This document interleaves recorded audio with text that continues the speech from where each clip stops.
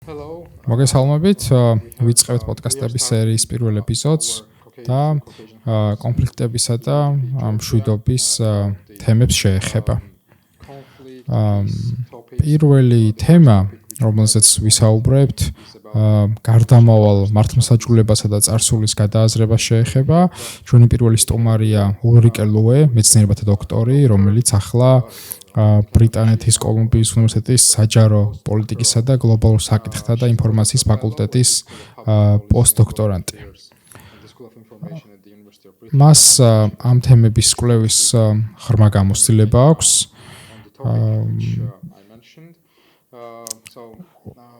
ულრიკე, მადლობა, რომ პოდკასტის სტუმარი ხართ. მიგახლავართ ვანო აბრამაშვილი და კავკასიური სახლის მშვიდობის პროგრამის ხელმძღვანელი. კავკასიური სახლის თბილისში დაფუძნებული ორგანიზაცია, რომელიც 90-იანი წლებიდან მუშაობს კავკასიის რეგიონში კონფლიქტების საკითხებზე და კავკასია კონფლიქტებით სავსე რეგიონია, სადაც მრავალ ეთნიკურ ჯგუფს შორის დაპირისპირება ჯერაც გადაუჭრელი რჩება. ჩვენი საუბრები საინტერესო იქნება მთელი რეგიონის მოსახლეობისთვის. მადლობა, რომ დაგვრჩათ სტუმრობისთვის. დიდი მადლობა მოწვევისთვის და ამ პოდკასტში მონაწილეობის შესაძლებლობისთვის. მადლობა. პირველი კითხვა, რომელიც გვაქვს, ეს არის რას ნიშნავს წარსულის გადააზრება და გარდამავალი მართლმსაჯულება და როგორ არიან ისინი ერთმანეთთან დაკავშირებული. მადლობა შეკითხვისთვის. ჯობს ამ საკითხების უფრო ფართო მიმოხილვით დავიწყოთ. ზოგადად ტრანზიციული სამართლიანობა იმ მექანიზმების, პროცესების და ინსტიტუციების ერთობლიობაა, რომლებიც ადამიანებს, სხვადასხვა ჯგუფს და საზოგადოებას ეხმარება ძალადობიდან უფრო მშვიდობიანი მომავლის ეტაპზე გადასვლაში.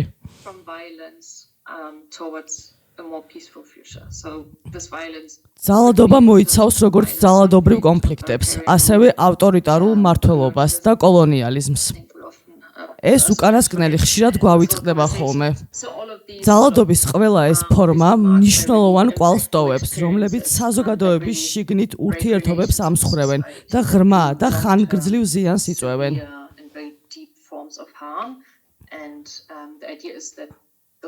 ნაკლებად ძალადობრივი და იდეალურ შემთხვევაში მშვიდობიანი მომავლის მისაღწევად ამ ზიანის და ჭრილობების გადაჭრაა საჭირო.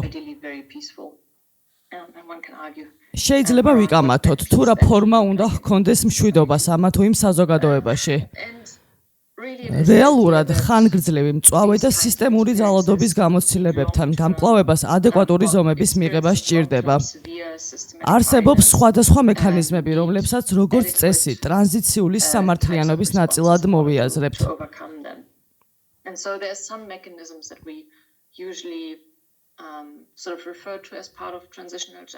ეს ანგარიშვალდებულების და სამართლის ძიების სხვადასხვა მექანიზმებია. მათ უფრო გავრცელებულ ფორმას სასამართლო პროცესები წარმოადგენს. ეს შეიძლება იყოს ეროვნული, რეგიონული ან საერთაშორისო სასამართლო პროცესები, რასაც მართლმსაჯულების ოფიციალური მექანიზმები მოიცავს. თუმცა არსებობს მართლმსაჯულების უფრო ადგილობრივი, ლოკალიზებული შემთხვევები, რომლებიც საკმაოდ წარმატებული და შედეგიანია. მაგალითად, უგანდასა და რუანდაში ადგილობრივმა თემებმა საკუთარ ხელში აიღეს სამართლიანობისა და სიმართლის ძიების პროცესები, რადგანაც მართლმსაჯულების ოფიციალური სისტემა ვერ ახერხებდა ბოროტმოქმედებთან გამკლავებას, ან უბრალოდ მათი რაოდენობა ძალიან დიდი იყო. ეს რაც შეეხება სამართლიანობის ან ანგარიშვალდებულების ასპექტს. ასევე მნიშვნელოვანია რეპარაციები, რომლებსაც სხვადასხვა ფორმა აქვთ. რეპარაციები შეიძლება იყოს სიმბოლური ან მატერიალური სახის. მატერიალურ რეპარაციებს ხშირად კომპენსაციების ან სხვადასხვა მატერიალური სერვისის სახე აქვთ. უფრო სიმბოლურ დონეზე რეპარაციები შეიძლება ჩადენილი დანაშაულის და მსხვერპლებისთვის მიყენებული ზიანის აღიარებას მოიაზრებდეს. ესეც რეპარაციის ერთ-ერთი ფორმაა, რაც შეიძლება მოხდეს როგორც ინდივიდუალურ, ასევე კოლექტიურ დონეზე. რეპარაციებს შეიძლება ჰქონდეთ საგანმანათლებლო შესაძლებლობების სახეც. ტრანზიციული სამართლიანობის და წარსულის გადააზრების კიდევ ერთ ელემენტს სამართლის ძიება წარმოადგენს.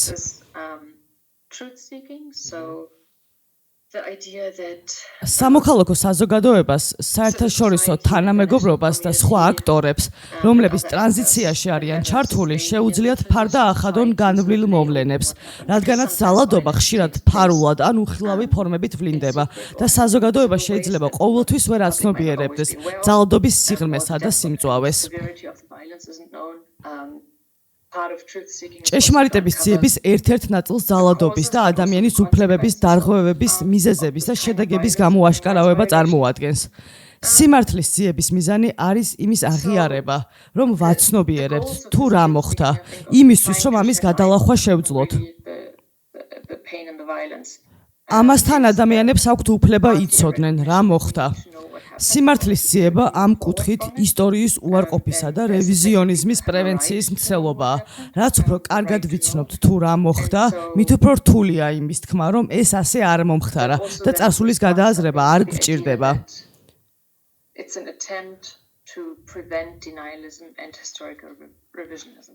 ტრანზიციული სამართლიანობის კიდევ ერთ საყრდენს წარმოადგენს გარანტიები, რომ ძალადობა კვლავ არ განმეორდება. წარსულის გადააზრება საჭიროა იმისთვის, რომ მსგავსი სახის ძალადობა მომავალში აღარ მოხდეს.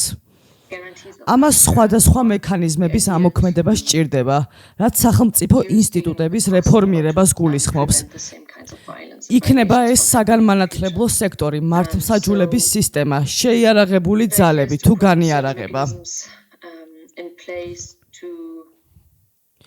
ეს ის სტრუქტურული რეფორმებია, რომლებიც იმედია განსხვავებული ტიპის უნარით აღჭურვავს, რომ კონფლიქტი გადავჭრათ, იმიტომ რომ კონფლიქტი ნებისმიერ საზოგადოებას ახასიათებს და საჭიროა ის ძალადობაში არ გადაიზარდოს.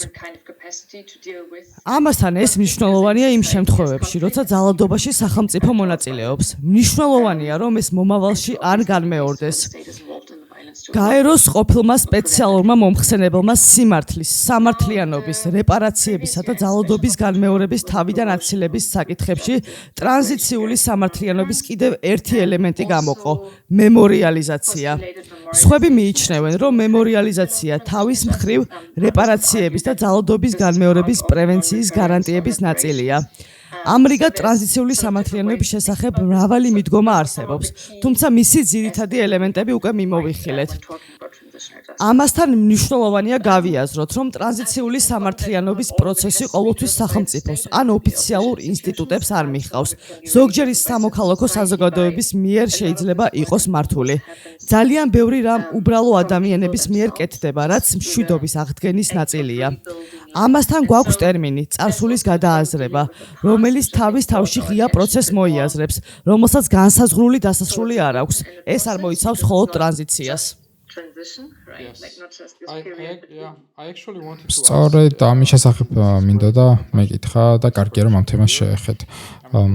ვის აქვს ლეგიტიმაცია გაუძღვეს გარდამავალ მართლმსაჯულების პროცესს? ის შემთხვევა ხომ არ არის, როცა ყველაფერი გამარჯვებულს მიაქვს და პროცესს გამარჯვებული უნდა გაუძღვეს აუცილებლად თუ ტრანზიციულ სამართლიანობას, გარდამავალ მართლმსაჯულებას ის პირები უნდა გაუძღვნენ, ვინც საზოგადოებაში მაღალი ლეგიტიმაციით სარგებლობენ, მაგალითად სასულიერო ლიდერები. პოლიტიკური პარტიები, როგორ უნდა წარიმართოს ტრანზიციული სამართლიანობის პროცესი სწორად, როგორი ამ საკითხის კვლევის თქვენეული გამოცდილება? ეს ძალიან მნიშვნელოვანი და რთული შეკითხვაა. ჩემი აზრით უნდა ვაღიაროთ, რომ ტრანზიციული სამართლიანობა მრავალ იდეალისტურ მიზანზეა დაფუძნებული. სამართლიანობა, შერიგება, მშვიდობა. ეს ფართო კონცეფციები და მიზნებია, რომელთა მიღწევად საზოგადოება სურს. ამასთან ტრანზიციული სამართლიანობა ყოველთვის კომპრომისულია, მოლაპარაკებებს ექვემდებარება. ის ყოველთვის გამომდინარეობს კომპრომისიდან იმ სიტუაციაში, სადაც შეზღუდული რესურსები და პოლიტიკური მანევრირების სივრცეა. ძალიან შეზღუდულია სივრცე, რომ რამეს მიაღწიო. ამას მივყავართ შეკითხვასთან, ვის აქვს ლეგიტიმაცია გაუძღვეს ტრანზიციული სამართლიანობის პროცესს. ვფიქრობ, აქ ბევრი დაინტერესებული მხარეა, სხვადასხვა ჯგუფი და ინსტიტუცია. თითოეულ მათგანს შეუძლია ლეგიტიმური ლიდერის როლი იკისროს. როგორც წესი ტრანზიციული სამართლიანობის პროცესში წამყვან როლს მთავრობას, სახელმწიფოს, შესაძლოა საერთაშორისო თანამეგობრობას მივაკუთვნებთ ხოლმე. თუმცა ალბათ მათ რიგებში აქტორების უფრო ვრცელი სია უნდა მოვიაზროთ. უნდა ვაღიაროთ, რომ არსებობს ზოგიერთი აქტორი, რომლებიც ტრანზიციული სამართლიანობის პროცესში ანგარიშვალდებულები არიან. იმ შემთხვევაში, თუ ისინი ამ პროცესში არ მონაწილეობენ ან თავს იკავებენ, ამან შესაძლოა ტრანზიციულ სამართლიანობას ძირი გამოუთხაროს. მაგალითად, ზოგჯერ მთავრობები უარს ამბობენ რაიმე სახის ანგარიშვალდებულებაზე, იმ შემთხვევაში, თუ ტრანზიცია არ მომხდარა. მართალია, რომ ძლიერი პოლიტიკური ლიდერშიპი და ზედა ეშელონებიდან ღია ხარდაჭერა ტრანზიციულ სამართლიანობას ეხმარება. ამის კარგი მაგალითია სამხრეთ აფრიკა. ჭეშმარიტების კომისია საკუთარ მისიას ვერ შეასრულებდა, რომ არ ყოფილიყვნენ ისეთი ადამიანები, როგორიცაა ნელსონ მანდელა და დესმონდ ტუტუ. ისინი ღიად ცდილობდნენ ტრანზიციულ სამართლიანობის შესახებ დისკუსიაში ხელისუფლება და სახელმწიფო ჩაერთოთ. ამავდროულად არსებობს შემთხვევები, სადაც ძალაუფლებაში მყოფები ტრანზიციული სამართლიანობის პროცესის სადავეებს არ იღებენ და პირიქით მის დელეგიტიმიზაციას აქტიურად ცდილობენ. ამ შემთხვევაში წინა პლანზე გამოდიან პროცესები და ინიციატივები, რომლებიც სხვადასხვა აქტორის მიერაა მართული. ზოგიერთი ასეთი აქტორი თქვენს ახსენეთ: სასულიერო ლიდერები, ადგილობრივი ხელისუფლება, პროფკავშირები, ბიზნესი, არასამთავრობო სექტორი, უფლებადამცველები. ესაა აქტორების ფართო სპექტრი. ზოგჯერ ასეთი აქტორი შეიძლება საერთაშორისო თანამეგობრობაც იყოს, როგორიცაა სისხლის სამართლის საერთაშორისო სასამართლო. ამ უკანასკნელს ყოველთვის ლეგიტიმურად არ მიიჩნევენ, მაგრამ იმ შემთხვევებში, სადაც ძლიერი მოთხოვნაა სამართლიანობაზე, სისხლის სამართლის საერთაშორისო სასამართლო შესაძლოა ერთადერთი აქტორი იყოს, რომელსაც შეუძლია ეს სივრცე შეავსოს. ვფიქრობ, ყოველივე ეს კონტექსტზეა დამოკიდებული. საჭიროა, რომ ამ აქტორებს ჰქონდეთ ნება და აუცილებელი რესურსები, არა მხოლოდ ფინანსური, რომ პროცესის წარმართვა შეძლონ შესაბამისი ლეგიტიმაციით. ალბათ ეს ყველაფერი დამოკიდებულია იმ პოლიტიკურ სისტემაზე, რომელიც ამ საზოგადოებისთვის და ქვეყნისთვისაა დამახასიათებელი. წარსულის გადააზრების და გარდამავალი მართლმსაჯულების ჭეშმარიტი პროცესისთვის დემოკრატიული გარემოა საჭირო. შეიძლება რომ ასეც განვაზოგადოთ? Can it be like generalized like this?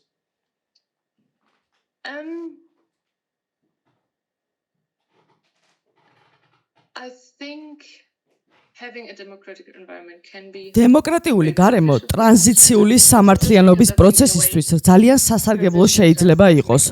რაღაც კუთხით ტრანზიციული სამართლიანობის მექანიზმები და პროცესები იმ გარემოს ირეკლავს, რომლებშიც მიმდინარეობს. შესაბამისად, მეტად სავარაუდოა, რომ ტრანზიციული სამართლიანობა წარმატებით წარიმართოს, თუ ამას კონკრეტული კონტექსტუალური ფაქტორები უწყობს ხელს. ამავდროულად ტრანზიციული სამართლიანობა მშვიდობის და დემოკრატიის გზაზე გადადგმული ნაბიჯია. ის მშვიდობიანი მომავლის ნაწილია. თქვენს კითხვაზე გარკვეულწილად ვყოყმანობ, რადგანაც გვინახავს ტრანზიციული სამართლიანობის და შერიგების ისეთი პროცესებიც, სადაც დემოკრატია ძალიან ძლიერი არ იყო. სადაც სხვადასხვა ჯგუფები ცენტრალური ხელისუფლებისგან პოლიტიკურად, ეკონომიკურად და სოციალურად გარიყული იყო. მაგალითად, ჩრდილოეთ უგანდაში ადგილობრივმა მოსახლეობამ ძალიან ბევრი იმუშავა თემში იმ ადამიანების დასაბრუნებლად, რომლებიც უფლის წინააღმდეგობის არმიამ მოიტაცა. ამას გარკვეული გამოწვევებიც ახლდა, თუმცა პროცესი ისეთ გარემოში წარიმართა, რომელშიც ხელისუფლება არ მონაწილეობდა. მეორე მხრივ, დემოკრატიები ყოველთვის ვერ ახერხებენ საკუთარი წარსულის გადააზრებას. გერმანია ამ კუთხით შერჩევითად მოქმედებდა. წარსულის გადააზრება მოხდა მეორე მსოფლიო ომის და ჰოლოკოსტის კონტექსტში. თუმცა ეს გერმანიის კოლონიურ წარსულს არ შეხებია. მაგალითად, ნამიბია აქტიურად ითხოვდა რეპარაციებს გერმანიისგან, რაზეც გერმანიის მთავრობა ფეხს ითრევს. კანადაშიც მსგავს პრობლემას ვაწყდებით, სადაც ამ პროცესებს დიდი დრო დასჭირდა. Time for any of these processes to really be able to unfold. So it's not, I think democracy is not necessarily the only thing that needs to, it's not an automatic assurance that transitional justice will succeed or be even implemented. One can even ამ საკითხს შეგვიძლია ასე შევხედოთ, უფრო დემოკრატიული საზოგადოებისკენ სწორედ წარსულის გადააზრებას მივყავართ და ეს იმ კითხვას გავს, რომელი უფრო ადრე იყო ქათამი თუ კვერცხი.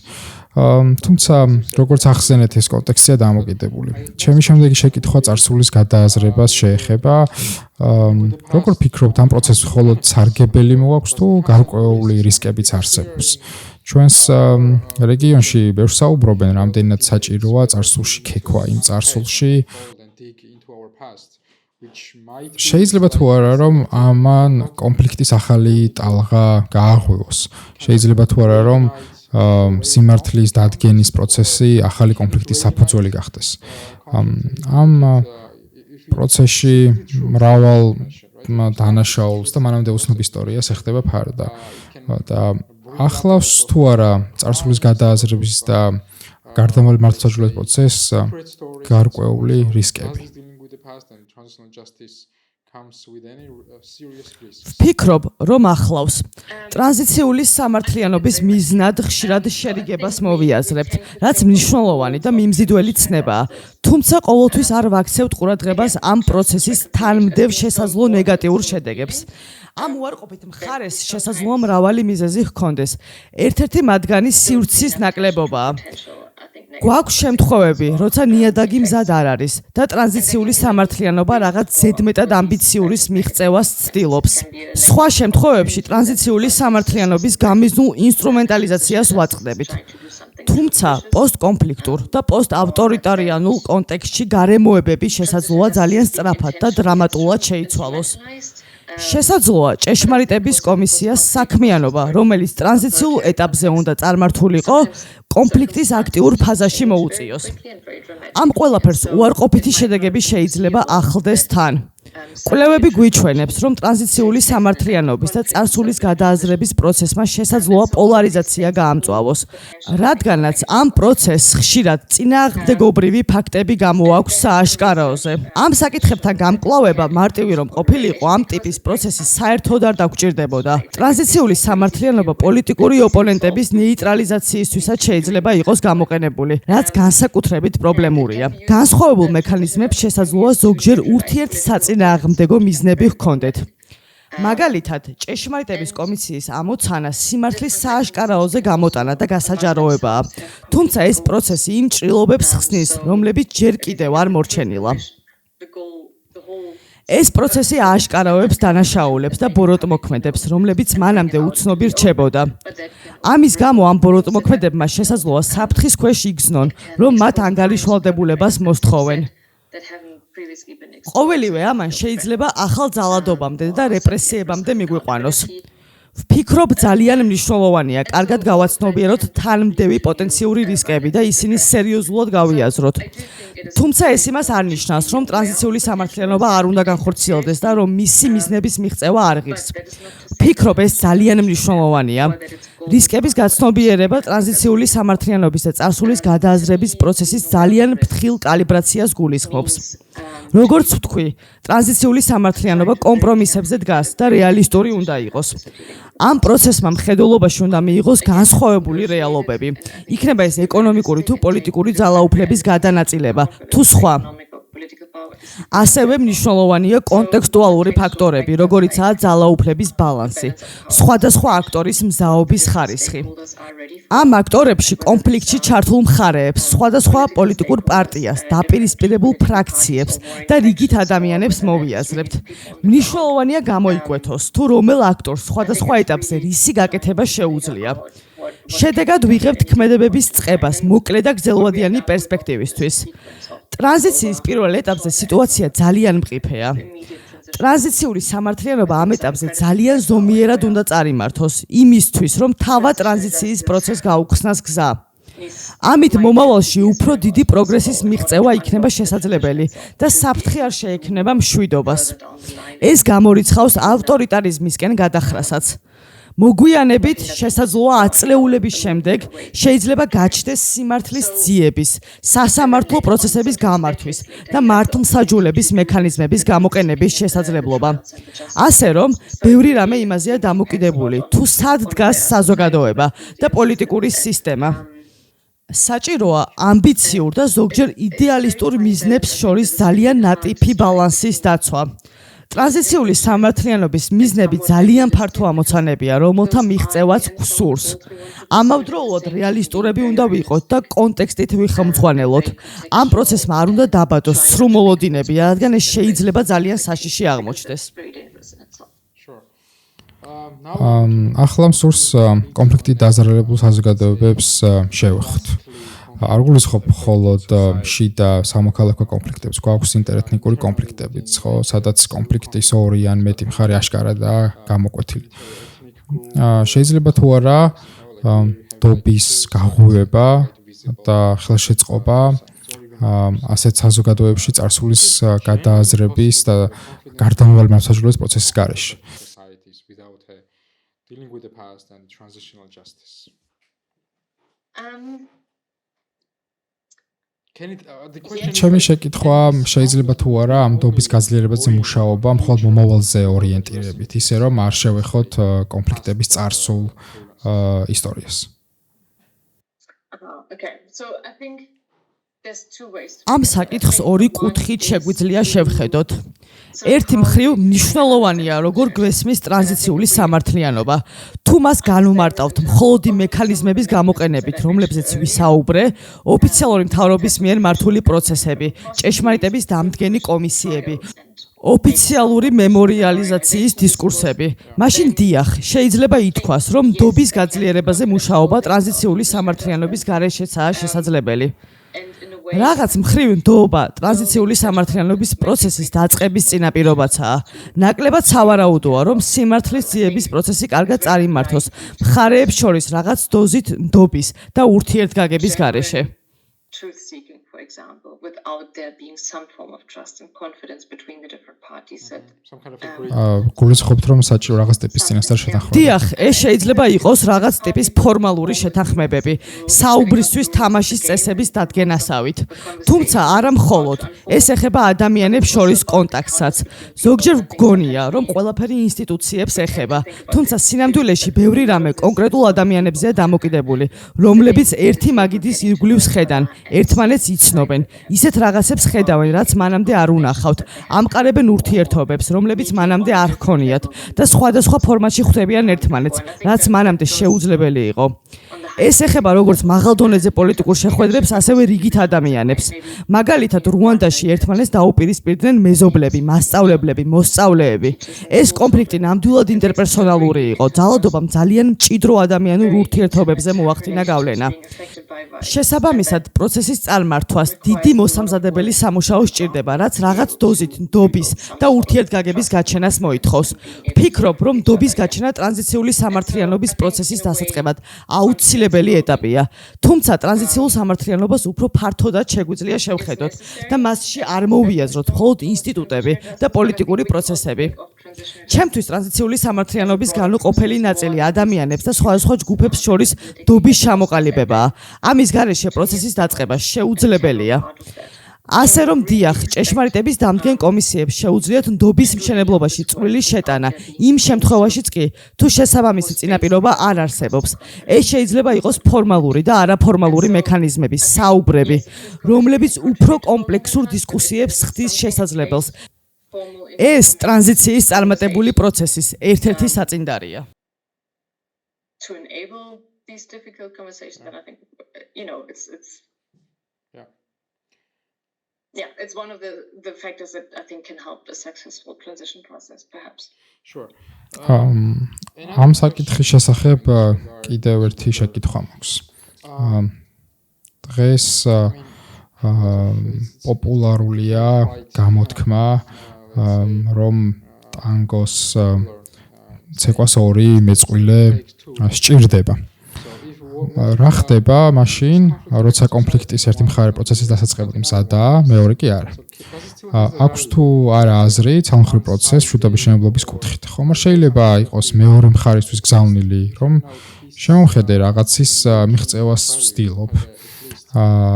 აქვს თუ არა აზრი ისეთ პროცესს, როცა მეორე მხარე თანამშრომლობისგან თავს იკავებს. აქვს თუ არა აზრი ამ ცალმხრივ პროცესს. So does it still has a value or can it be genuine, let's say, if there is no other side willing to cooperate?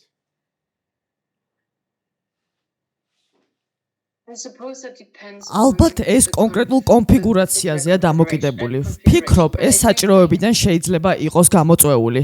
ვერ ვიტყვი, რომ ტრანზიციული სამართლიანობის პროცესი არ უნდა დაიწყოს იმიტომ, რომ ყველა მხარე მასში ჩართვისთვის ჯერ მზად არ არის. საჭიროა ეტაპობრივი განვითარება. შესაძლოა რომელიმე მხარე ახლა დიალოგის დასაწყებად მზად არ იყოს, თუმცა 10 ან 20 წლის შემდეგ სურვილი გამოთქვას. არ უნდა ვთქვათ პროცესის ახლა დაწყებაზე უარი, მხოლოდ იმიტომ, რომ ყველა მხარე მონაწილეობისთვის არ არის მზად. თუმცა ასევე მნიშვნელოვანია აღნიშნოთ, რომ ზოგჯერ ერთ-ერთმა მხარემ საკუთარი პროაქტიულობა შესაძლოა კონფლიქტის მეორე მხარისთვის ანგარიშვალდებულების დასაყენებლად გამოიყენოს. ისე, რომ თავად ანგარიშვალდებულებაზე უარს აცხადებდეს. ამით ტრანზიციული სამართლიანობის ინსტრუმენტალიზაცია ხდება, რაც ძალიან პრობლემური და პოტენციური საფრთხის შემცველია. ბევრი რამ კონტექსტზეა დამოკიდებული. მოიტანს თუ არა პროცესი უფრო მეტ ზიანს, თუ სამხრივი პროცესის დაწყება სრულყოფილი დიალოგის საწინდარი შეიძლება იყოს. ლოგიკურია, რასაც ვამბობ? Preliminary step towards having all sides reflected in the process. Does that make sense? No, it does. დიახ, Because ჩვენი რეგიონის კონტექსტში საკამათო საკითხია, რამდენად აქვს აზრი გარდამავალი მართლმსაჯულების პროცესის დაწყებას იმ შემთხვევაში, თუ მასში კონფლიქტის მხარეები არ მონაწილეობენ. შეიძლება თუ არა პროცესის მხარეებს შორის თანამშრომლობის გარეშე წარიმართოს. ეს ძალიან საინტერესო დისკუსია, რომელიც ახლა ჩვენ რეგიონში მიმდინარეობს. ვფიქრობ, ბევრი რამეა დამოკიდებული კონტექსტზე და გარდა ამისა, ბევრს საუბრობთ განათლებაზე. როგორ იჩენს თავს თქვენ მიერ ხსენებული სიმბოლიზმი და წარსულის გადააზრების პროცესი საგანმანათლებლო სისტემაში. შეგიძლიათ თუ არა this dealing with the past finds its way to the education system.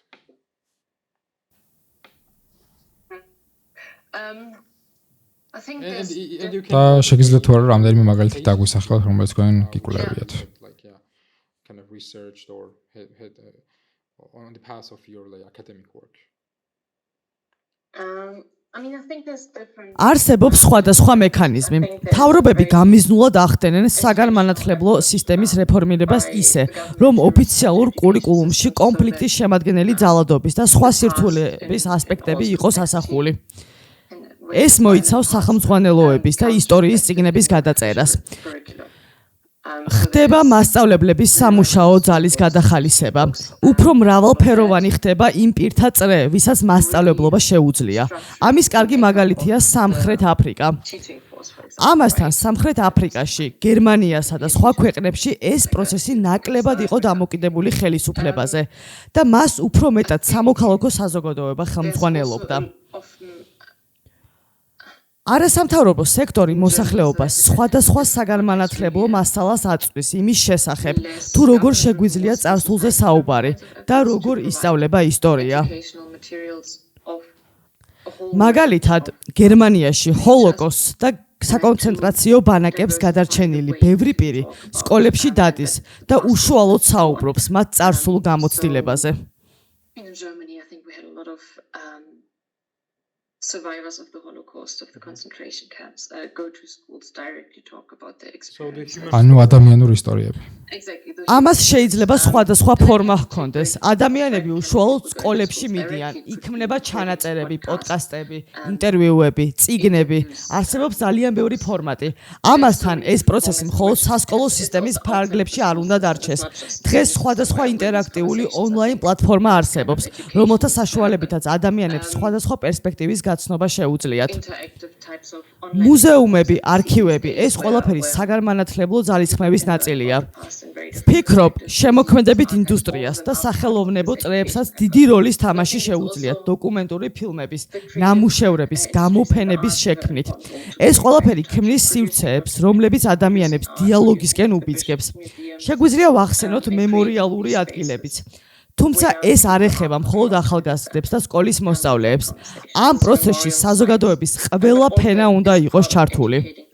საზოგადოების ინფორმირებულობა და განათლება მნიშვნელოვანია ისტორიის უარყოფის მცდელობებთან დასაპირისპირებლად. ეს საკმაოდ რთული გზაა. გერმანია ამას დიდი ხანია სხვადასხვა ფორმატში ცდილობს. თუმცა დღესაც ვაწყდებით ისტორიის უარყოფის და რევიზიონიზმის მცდელობებს. არსებობენ ადამიანები, რომლებიც ამბობენ, რომ ეს ისტორიის მხოლოდ მცირე ნაწილია და ამ საკითხებს ყურადღება არ უნდა მივაქციოთ. ამ პროცესის წარმატებით განსახორციელებლად აქტორების მთელი სპექტრის ჩართვა და სხვადასხვა ღონისძიების გატარებაა საჭირო. არ მინდა ვთქვა, რომ ეს დაუსრულებელი პროცესია, თუმცა ნამდვილად ეს ძალიან გრძელვადიანი ძალისხმევაა. ბევრი რამის მიღწევა შეიძლება იმ შემთხვევაშიც კი, როცა ამ პროცესში ოფიციალური საგანმანათლებლო ინსტიტუტები არ არიან ჩართული.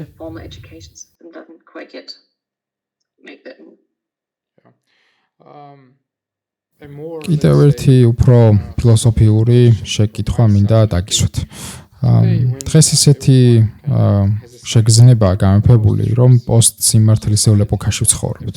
ისეთ დროში, სადაც იმას უარყოფენ, რაც მანამდე უდაო ჭეშმარიტებად მიიჩნეოდა. როგორ ფიქრობთ, რამდენად მიაღწია გარდამავალ მართლმსაჯულებამ, გნებავ ტრანზიციურ სამართლიანობამ თავის მიზნებს დღევანდელ ჩვენ საზოგადოებაში? რამდენად შესაძლებელია ამ პროცესის პოლიტიკური, პოპულისტური კუთხიდან გადასინჯვა? ხომ არსებობენ პოპულისტი პოლიტიკოსები იმის გადახედვას, სხვანაირად შეფასებას, რაც აქამდე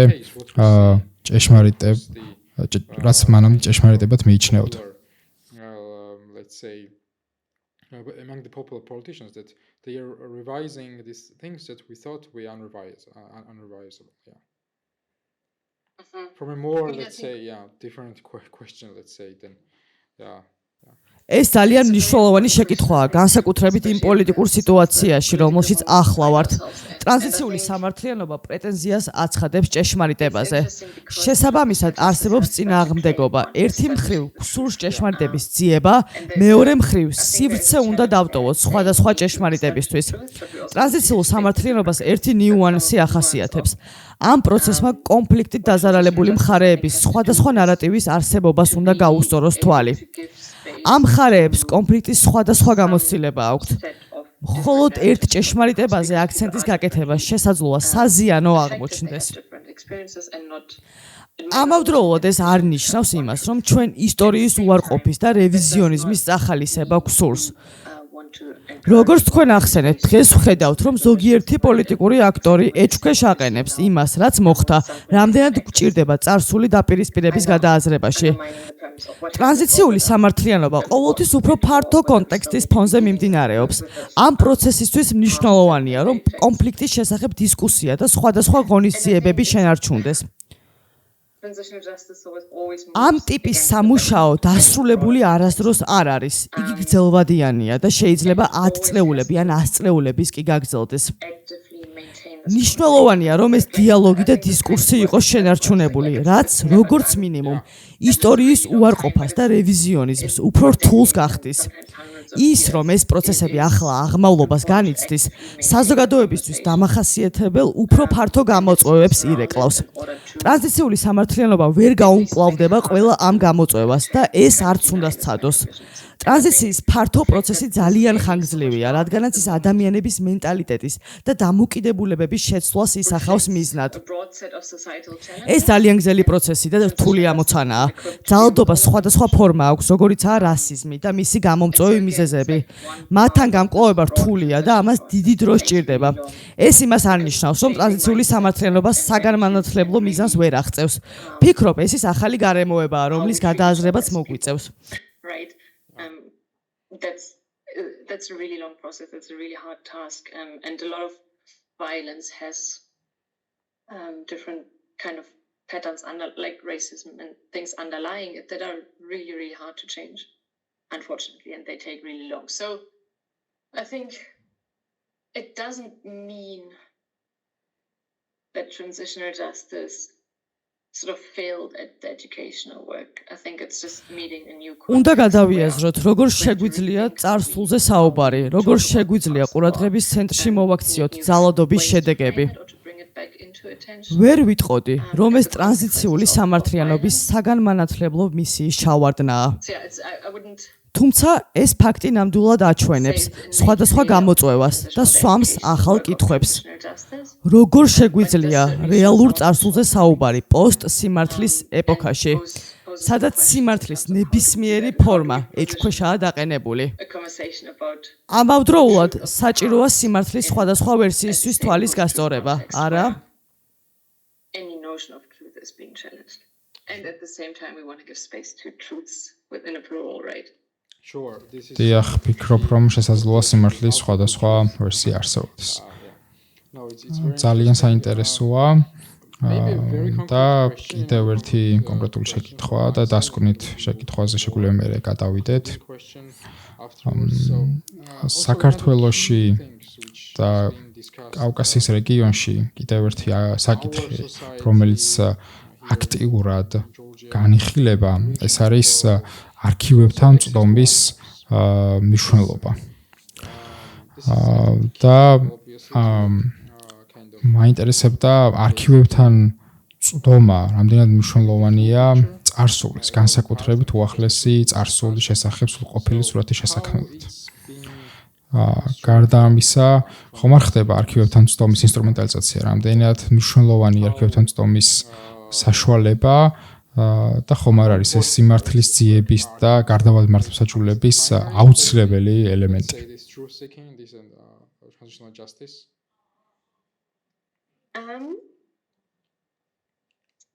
That's a really good question. And I think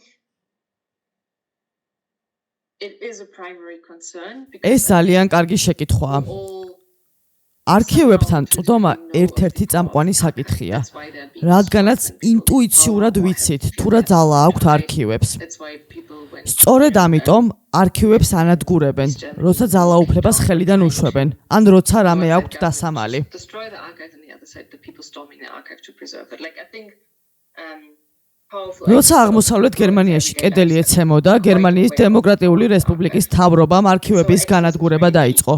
მეორე მხრივ მოქალაქეები არქივებში შეიჭრნენ, რათა ისინი განადგურებისგან ეხსნათ. არქივებთან წვდომის მნიშვნელობა კარგად ესმით, როგორც გავლენიან აქტორებს, ასევე ჩვეულებრივ ადამიანებს. არქივები, რომლებსაც ტრანზიციული სამართლიანობის პროცესში იყენებენ, როგორც წესი, ძალაუფლების მქონე პირების მიერაა შექმნილი. how the systems work, who is exactly is responsible for what. შესაბამისად, ეს არქივები მათ მიერ ჩადენილი ძალადობის პირდაპირი შედეგია. ეს არქივები შეუფასებელი ინფორმაციის მატარებელია, როგორ მოქმედებდა ეს პოლიტიკური სისტემა, ვინ რაზე იყო პასუხისმგებელი. To preserve archives. არქივები ტრანზიციული სამართლიანობის მნიშვნელოვანი ნაწილია. მაშინაც კი, როცა ტრანზიციული სამართლიანობის პროცესი არ არსებობს, არქივების შექმნა ამ პროცესის დასაწყებად ქმნის ნიადაგს. არქივების შენახვა შესაძლებელს ქმნის ეს ინფორმაცია მომავალში გამოვიყენოთ. Archives are relevant ამავდროულად არსებობს რისკებიც. because ერთი მხრივ არქივების მნიშვნელობა შესაძლოა ვიწროდ იყოს გაგებული. think of as an archive itself. ძალიან ბევრი ადამიანი საკუთარი გამოცდილების დოკუმენტაციას აკეთებს, საკუთარ არქივებს ქმნის. ეს არქივები არ წააგავს სტერეოტიპულ არქივებს, თაროებით და საქაღალდეებით. ადამიანებს საკუთარი ისტორიების დოკუმენტირების ინდივიდუალური გზები აქვთ.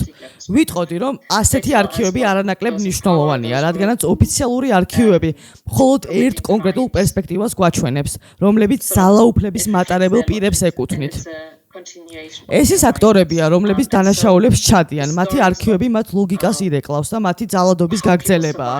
Of the bravery they ამ არქივებში ვერ შეხვდებით ისტორიებს, თუ როგორ ახერხებდნენ ადამიანები გადარჩენას, მათი გმირობის ისტორიებს, როგორ უმკლავდებოდნენ ეს ადამიანების სირთულეებს. ჩვენ ამის შესახებაც გვინდა ვიცოდეთ და მოვყვეთ. So I think შესაბამისად, ტრანზიციული სამართლიანობის პროცესისთვის არანაკლებ მნიშვნელოვანია პერსონალური არქივები. photos from იქნება ეს ფოტოები, ზეპირ მეხსიერებაში შენახული ისტორიები, თუ რა გადახდათ ადამიანებს და მათ ოჯახებს, ხელოვნების ნიმუშები. ასე რომ, დიახ, ფიქრობ სხვადასხვა ტიპის არქივების გამოყენება ძალიან მნიშვნელოვანია. and sort of asking them about it through testimonies, through different kinds of processes, through artworks. I think that's a really, really equally important part of having the conversation around what happened. ასევე არ უნდა შევიზღუდოთ იმაში, თუ რა ტიპის არქივები მიგვაჩნია მნიშვნელოვნად და რა გვესმის არქივის ცნებაში. Not limit ourselves to what kind of archives we consider important and how we what we understand to be an archive. No, this is ძალიან მნიშვნელოვანი დაკვირვება. ბოლოს ვინაიდან თქვენ ძალიან აქტიურად იკვლევთ წარსულის გადააზრების პროცესს მსოფლიო სხვადასხვა წერტილში, მაინტერესებდა ხომ არ შეგიძლიათ რამდენიმე წარმატებული შემთხვევა დაგვისახელოთ და ასევე განგვიმარტოთ ის ნიუანსები, რამაც ეს საკითხები გახადოთ წარმატებული. თქვენ მნიშვნელოვან გამოწვევაზე მიუთითებთ, როგორ გვესმის წარმატება, როგორ განვმარტავთ მას და როგორ შეგვიძლია მისი გაზომვა. ეს ძალიან კომპლექსური საკითხია, რომელსაც დიდი გავლენა აქვს იმაზე, რა მიგვაჩნია წარმატებულად და რა არა. ტრანზიციული სამართლიანობა პრეტენზიას აცხადებს ძალიან დიდ მიზნებზე, როგორიცაა სამართლიანობა და შერიგება. თუ ჩვენ ამ პროცესს სწორედ ამ აბსტრაქტული და იდეალისტური კრიტერიუმების მიხედვით გავზომავთ, ალბათ ტრანზიციული სამართლიანობის პროცესს ნაკლოვანად აღვიქვამთ. არ არსებობს იმის მაგალითი, რომ ჭეშმარიტების დამდგენ კომისიას ან ტრანზიციული სამართლიანობის პროცესს დემოკრატია სამუდამოდ დაემყარებინა. თუმცა არსებობს ბევრი შემთხვევა, როცა ტრანზიციული სამართლიანობის პროცესმა და ინსტიტუტებმა დიდი როლი ითამაშეს.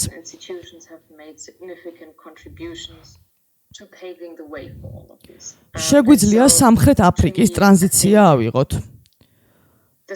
ფართოდ აღებული პროცესი მშვიდობიანი გზით არ წარიმართებოდა, რომ არ ყოფილიყო ჭეშმარიტების დამდგენი კომისია.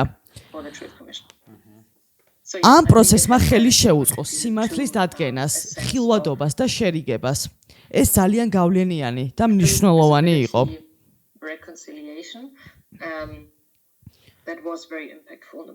ამავდროულად ვერ ვიტყვით, რომ ჭეშმარიტების დამდგენ კომისიას არ ჰქონია ხარვეზები. ზოგიერთი ხარვეზი მხოლოდ მოგვიანებით გამოჩნდა. ეს ძირითადად იმასთან იყო დაკავშირებული, რომ ჭეშმარიტების დამდგენი კომისიის საქმიანობას შემდგომი ნაბიჯები არ მოჰყვა. არ დაწყებულა გამოძიება და არ გამართულა სასამართლო პროცესები, რაც ტრანზიციული სამართლიანობის პროცესის ნაწილი უნდა ყოფილიყო. ასევე არ განხორციელებულა განათლების სისტემის რეფორმა, მიწის რეფორმა, ეკონომიკური რეფორმა, რაც ტრანზიციული სამართლის პროცესის შემადგენელი ელემენტებია. მნიშვნელოვანია არ გავაიგივო ტრანზიციის პროცესი ტრანზიციულ სამართლიანობასთან. რეალისტურები უნდა ვიყოთ, უნდა ვაცნობიერებდეთ, რისი მიღწევა შეგვიძლია, მაშინაც კი, როცა იდეალისტური მიზნები გვაქვს დასახული.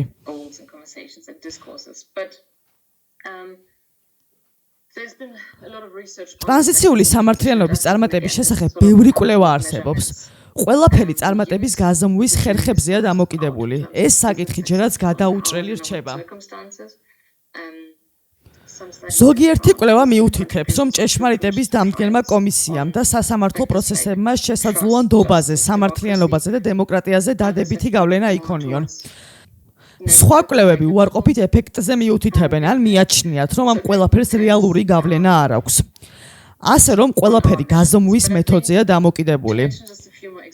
თუმცა მაინც შეგვიძლია ვახსენოთ რამდენიმე წარმატებული მაგალითი.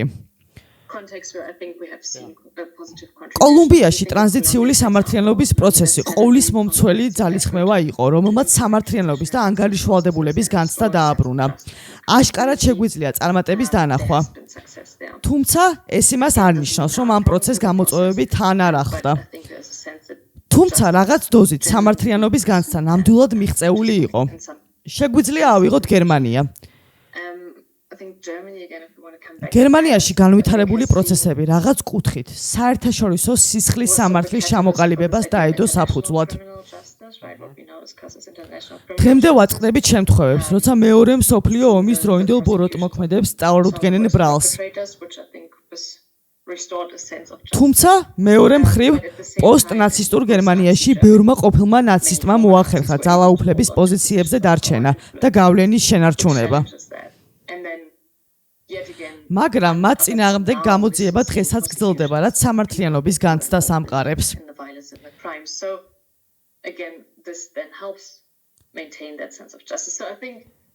ბევრი ინსტიტუტი არსებობს, რომელმაც ტრანზიციული სამართლიანობის პროცესში მნიშვნელოვანი წვლილი შეტანა მოახერხა.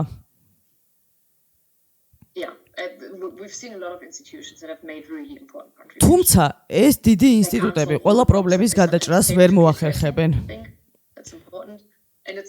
only about those big institutions either. უგანდა უფრო ლოკალიზებული პროცესების კარგი მაგალითია. We've had very localized processes of trying to reintegrate. ადგილობრივმა თემმა ბავშვი ჯარისკაცების საზოგადოებაში რეინტეგრაცია მოახერხა. ეს ის ბავშვები იყვნენ, რომლებიც მოიტაცეს და უფლის წინააღმდეგობის არმიაში სამსახურს აიძულებდნენ. საზოგადოებაში დაბრუნების შემდეგ ბევრი მათ კვლავ ეჭვის თვალით უყურებდა. თუმცა სხვადასხვა მექანიზმების გამოყენებით მათი მეტნაკლები რეინტეგრაცია მოხერხდა. ეს იმას არ ნიშნავს, რომ ზოგიერთი მათგანი კვლავ არ განიცდის სტიგმას და მარგინალიზაციას, თუმცა მათი რეინტეგრაციის პროცესი მნიშვნელოვანი, წინ გადადგმული ნაბიჯი იყო.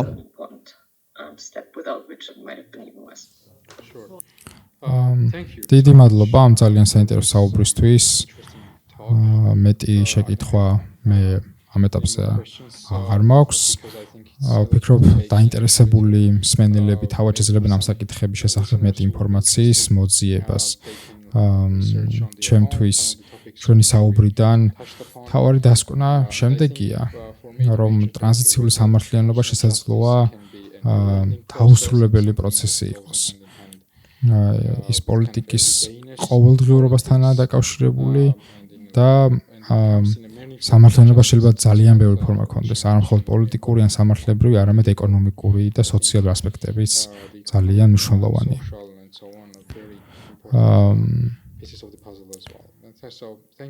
Ulrike, ძალიან დიდი მადლობა ამ საკმაოდ საინტერესო საუბრისთვის.